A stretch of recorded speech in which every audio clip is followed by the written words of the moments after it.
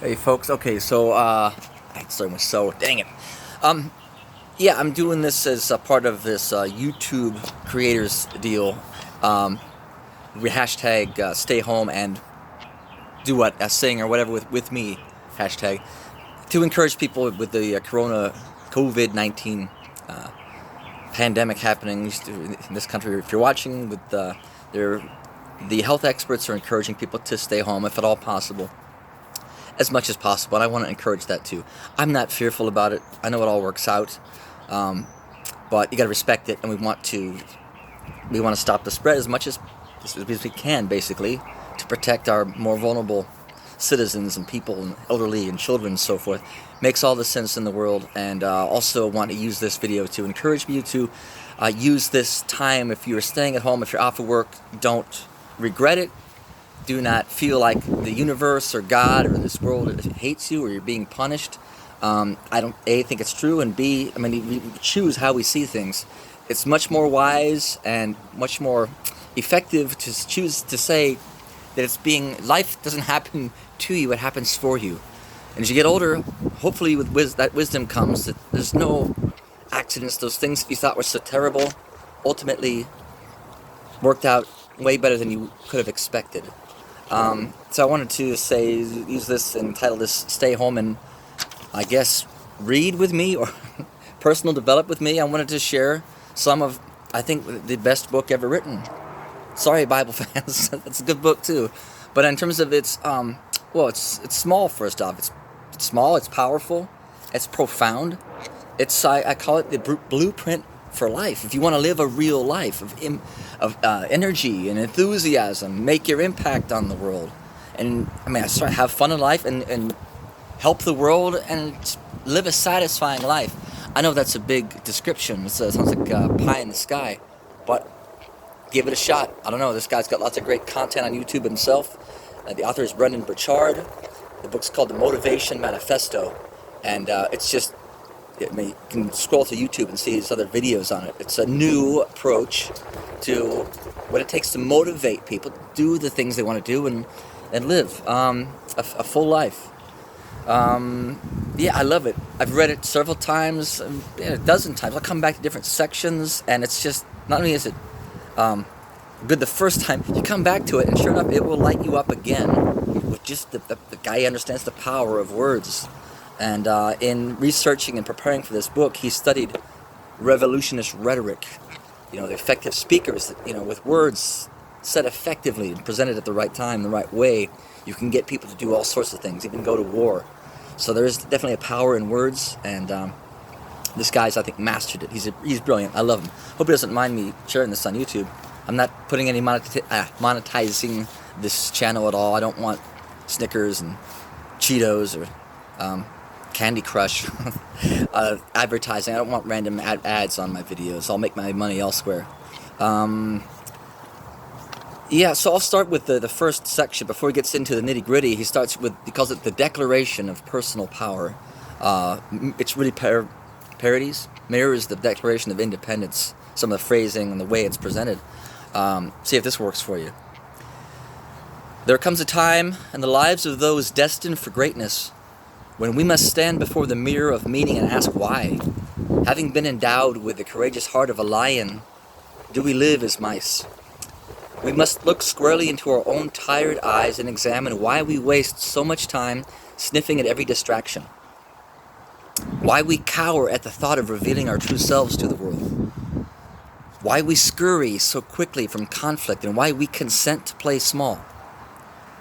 We must ask why we participate so humbly in society's frantic race, allowing ourselves into its maze of mediocrity and settling for scraps of reward when nature, I'll say God, but he says nature offers unlimited freedom, power, and abundance to the bold, the determined, the creative, the independent, to each of us. We must ask if our desires to feel safe and accepted are in fact enslaving us to popular opinion and to boredom. We must ask, when will we be ready to ascend to another level of existence? When in the course of human events it becomes necessary to ask such questions, and to dissolve the beliefs and behaviors that have limited us, assuming once more the full powers of our being to which God and the laws of nature have entitled us. A decent respect to humankind requires that we should declare the motives that impel us to exert our strength and to separate ourselves from those who stunt our vitality, happiness, and growth. We must declare our personal power and freedom. We hold these truths self-evident, that all men and women are created equal, that we do not live equal lives due to differences in will, motivation, effort, and habit, that we are endowed by our Creator with certain inalienable rights, that among these are life, liberty, and the pursuit of happiness. But it is incumbent upon each of us to be vigilant and disciplined, should we wish to attain such a vital, free, and happy life.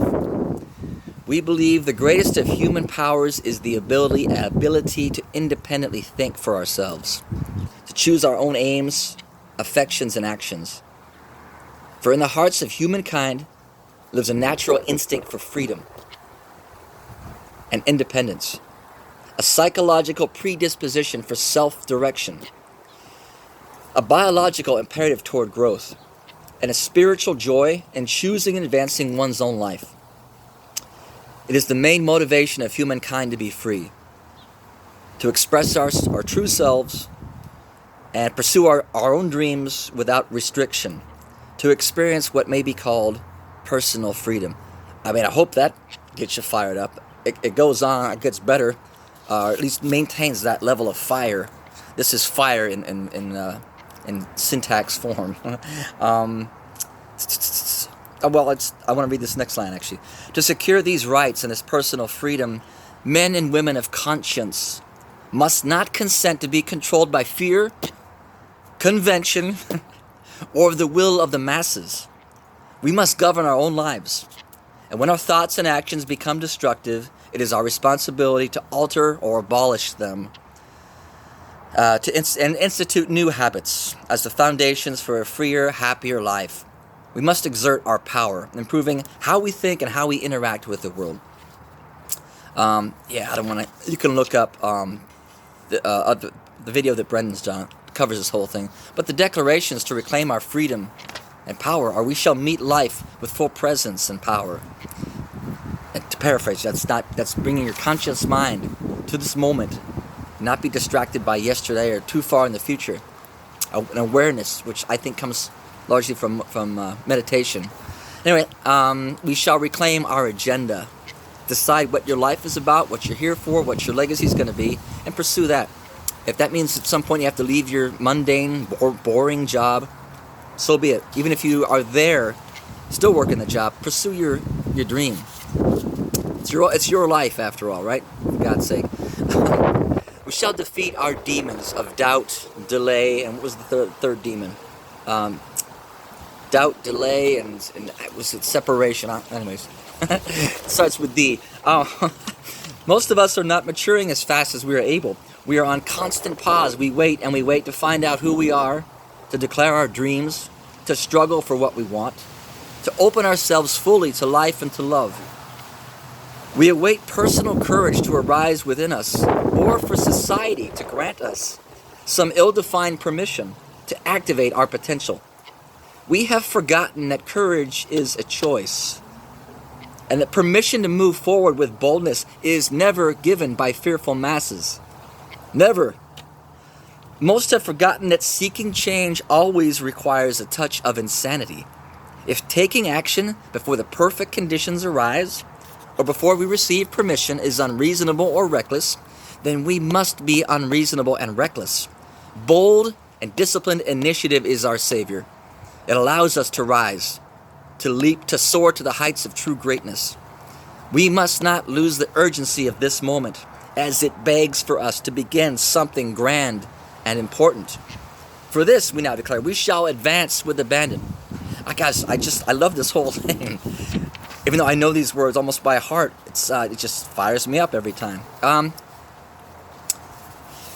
Try to think what other little lines. We have forgotten that the natural foe to life is not death. In his actual words, he says, not a distant death, but the photo life is rather a detachment from living, from being present right now, being authentic, and that means speaking up for yourself and chasing your own dream, and sort of it encapsulates a lot of what this is about. We've got to get awake right now. I have to read this section. The declaration here is, we shall inspire greatness. Take this to heart. Generation after generation is failing to hold the line on the ideals and virtues of humanity.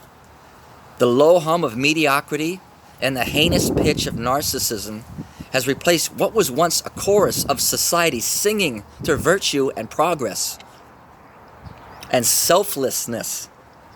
Our talents and collective focus are not fully invested in personal mastery and social contribution, but instead squandered on voyeurism and base sensationalism and games.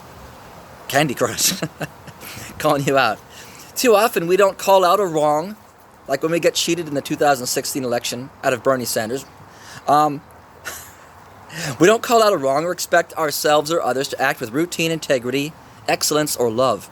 There's been a worldwide failure in leadership, birthing an apathetic populace, unjustifiable poverty, unconscionable greed, and a globe ravaged and booby-trapped by war.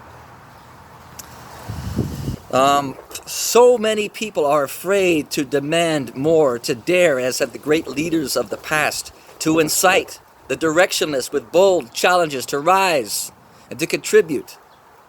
We must do better. From the squalor of a contaminated moral environment must surface an honorable few, unafraid to challenge the direction of the world. For this we now declare, we shall inspire greatness. And I wrote a book a few years back. It's got a channel called The Evolution of Love. No one watches it. But it's controversial in that I take on the traditional paradigm that to love someone is to possess them, to marry them, to try and own them and keep them, and so that they can never leave you. And you love them for how they make you feel, which inevitably fails because romantic love doesn't last, scientifically. And it turns to jealousy and spite, and it's just disgusting. But I didn't want to publish my thoughts because ultimately I take on the sacred cow of marriage. I think marriage is totally incompatible with my concept of love. I've been in love many times and loved. I mean, there's different concepts I break down in the book. To be in love is not the same as loving. They can be you can have both simultaneously, but not necessarily at the same time. And the superior form is just to love them unconditionally, so much that you'll let them go. If they're not happy, if they find someone else, you gotta let them go.